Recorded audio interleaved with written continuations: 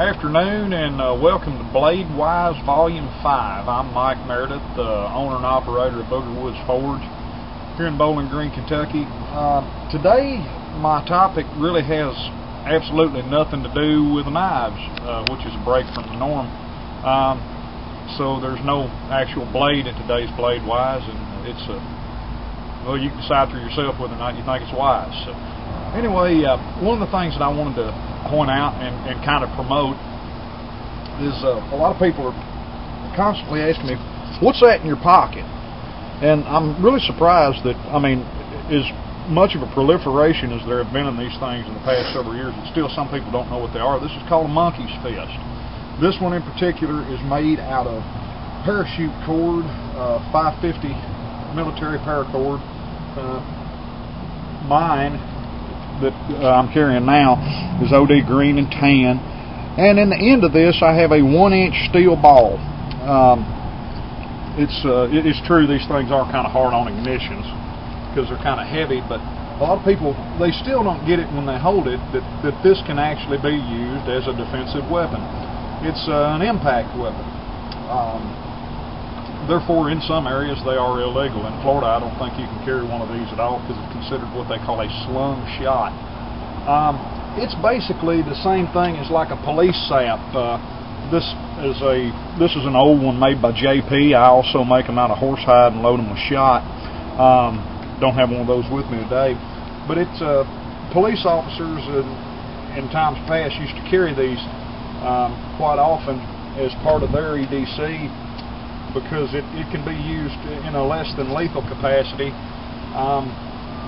These can also be, the 1-inch ball bearing ones can also be quite lethal. As a matter of fact, I got this old pan here. As you can tell, that left a pretty nice dent in that, and I'm pretty sure it's a lot thicker than your skull. So if you ever have to use one of these as a weapon, I recommend, unless that it is a lethal encounter, don't hit the guy in the head with it. Aim for different bones, back of the hand, elbows, collarbone. It's always, preferred target for less than lethal applications. I've got several more that I made here. One that just wound up on the ground.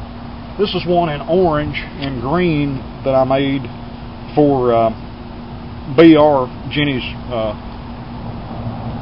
middle daughter, and it's only got a 3/4 inch bearing in it, but as you can tell, it still leave a dent. It's probably somewhat less lethal, but I don't know, the force is fairly concentrated in it. Here's the first one that I ever made Jennifer. It's in black and pink with pink stripe. It's the most recent one that I made her. She likes zebra stripe stuff. She has zebra wallet and zebra purses and zebra shirts and whatnot, so I made her one in black and white stripe, and also made her the matching survival bracelet and fishtail weave. I make a lot of these too. I'm certainly not the only one that makes them. You can find them in a lot of places, but I do make all my stuff out of United States made Paracord, in keeping with, I try to use everything that I can American made, but as you can tell, she's a small gal. Went missing one time as a young'un. They put her picture on a carton of half and half. She only had one stripe on her baseball uniform when she was a kid. But anyway, as you can tell, that's another EDC option for you to carry them. I wouldn't recommend carrying them anywhere that you can't carry a regular weapon. But if you carry a knife or you carry a gun, it's also nice to have something as far as a little less lethal with you. Another nice thing about them is when you have your keys in your hand when you're going to your vehicle, that's probably going to be in your hand too if it's on your keychain. And parking lots are places where surprises happen a lot of times.